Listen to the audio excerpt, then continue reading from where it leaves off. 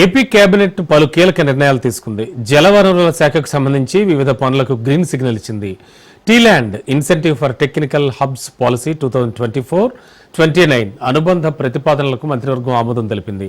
Caravan పర్యాటకానికి Amrit పథకం 2.0 పనులకు cabinet ఆమోదం తెలిపింది. ఇక అమరావతిలో వివిధ పనుల వేగవంతానికి స్పెషల్ పర్పస్ వెహికల్ ఏర్పాటును గ్రీన్ సిగ్నల్ ఇచ్చింది. రాష్ట్ర వ్యాప్తంగా పలు సంస్థలకు భూ కేటాయింపుల ప్రతిపాదనలకు ఆమోదం తెలిపింది.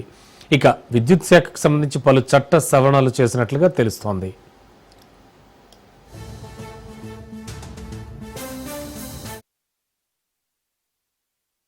ఏపీసీఆర్డీఏ అమరావతి క్యాపిటల్ ని డెవలప్ చేయడానికి ఏపీసీఆర్డీ యాక్ట్ 2014 ఏదైతే ఉందో 37,916 ఎకరాలని ల్యాండ్ పూలింగ్ ద్వారా సేకరించాలని చెప్పేసి, అమరావతిని అభివృద్ధి చేయడానికి సేకరించాలని చెప్పేసి 2019కి గత చంద్రబాబు నాయుడు గారి ప్రభుత్వం ఉన్నప్పటికీ 34,385 ఎకరాలు మాత్రమే పూలింగ్ లో తీసుకోవటం జరిగింది. 3,531 ఎకరాలు రైతులు పూలింగ్ లో ఇవ్వటానికి ముందుకు రాలేదు. అయితే 2,101 ఎకరాన్ని ల్యాండ్ ఎక్విజిషన్ కింద, అంటే ఎవరైతే పూలింగ్ కి ఇష్టపడలేదో ఆ ల్యాండ్ ని ల్యాండ్ ఎక్విజిషన్ కింద తీసుకోవాలని చెప్పేసి ఆ రోజు ప్రతిపాదించడం జరిగింది.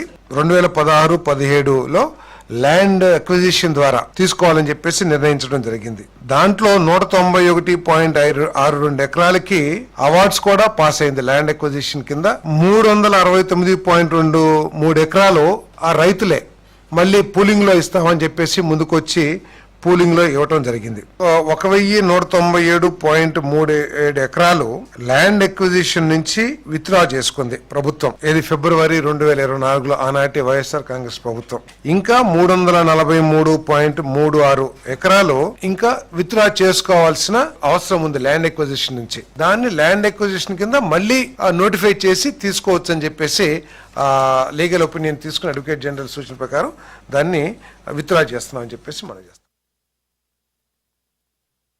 టూరిజం రంగాన్ని అభివృద్ధి చేసినట్లయితే ఎక్కువ మందికి ఉపాధి అవకాశాలు లభిస్తాయి. మన రాష్ట్రంలో యువత యువకులకి ఉద్యోగ అవకాశాలు లభిస్తాయి. కాబట్టి దీని మీద ప్రభుత్వం చాలా దృష్టి పెడుతున్న విషయం మీ అందరికి కూడా తెలుసు. టూరిజం కూడా బాగా అభివృద్ధి చెందుతున్న పరిస్థితులు కూడా మీ అందరికి తెలుసు. హోటల్ 50,000 రూమ్స్ ని నిర్మాణం చేయాలని, ఎక్కడెక్కడైతే అవకాశాలు ఉన్నాయో అక్కడంతా కూడా టూరిజం ని డెవలప్మెంట్ చేయాలని చెప్పేసి పాలసీల ద్వారా చేస్తున్న ప్రయత్నం.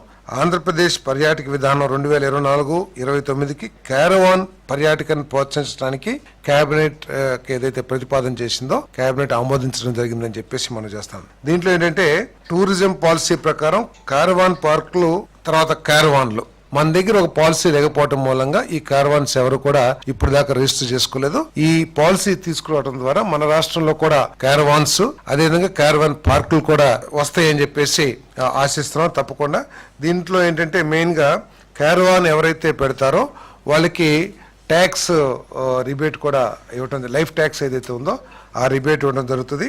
అదేవిధంగా క్యారవాన్ పార్కులు ఎవరైతే ఏర్పాటు చేస్తానికి ముందుకు వస్తారో వారికి స్టాంప్ డ్యూటీ కానివ్వండి, లేకపోతే అనేక విధమైన ఇన్సెంటివ్స్ కూడా ఇవ్వబడతాయని చెప్పేసి నేను తెలియజేస్తా ఉన్నాను.